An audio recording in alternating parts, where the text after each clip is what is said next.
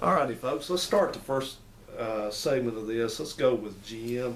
And GM is a very popular division. It's a very popular manufacturer. There's a lot of GM cars and trucks roaming around. A lot of cheap ones, a lot of expensive ones, old ones, new ones, of every kind. And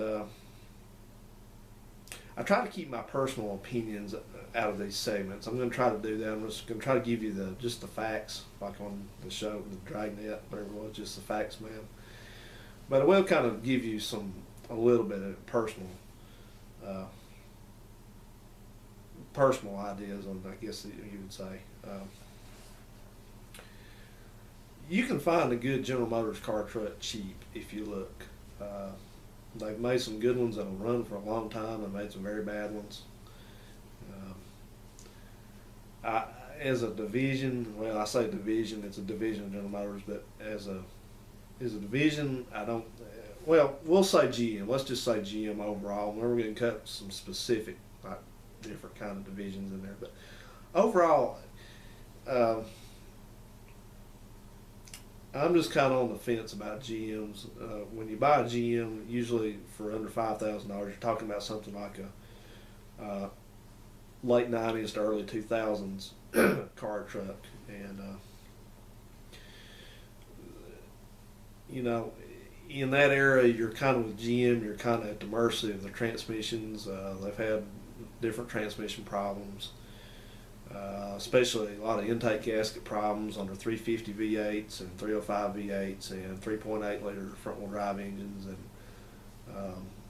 especially like the 3100 and 3400 60-degree V6s, like in the Malibus and Grand Prix and stuff like that. And some of the Buick Centuries.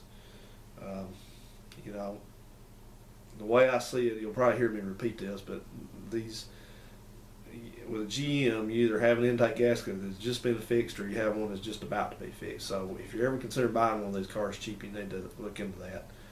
They had Dex cooling in them, and they had just all kinds of issues with that. I'm always kind of leery buying one that's been fixed, because you don't know how long they ran it with the coolant leaking.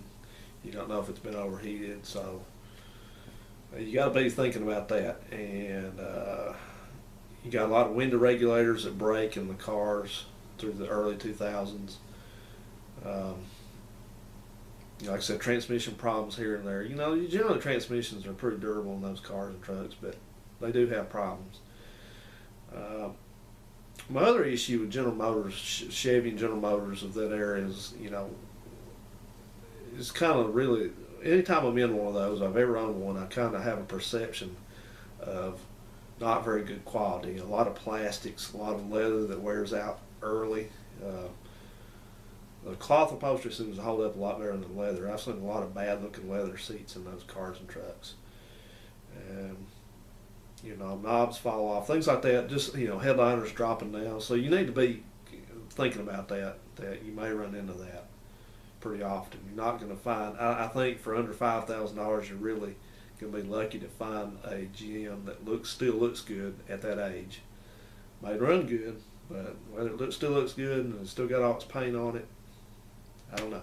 So I think on a GM, any kind of GM of that era, of that price range, I'm going to do thumbs to the side. I'm going to say it's kind of iffy. Just be real careful. That's what I would say. A lot of junk out there. You know, I've seen a lot also have fuel gauge problems. I've seen a lot of wheel bearings fail. Some of the 2.2 liter engines in the Cavaliers and the Cobalts and things like that have had timing chain problems and head gasket problems in the older 2.2. So it just runs a gamut. So just be real careful buying a used GM. Like I said, I'd recommend one only if you get it cheap and you know its history. So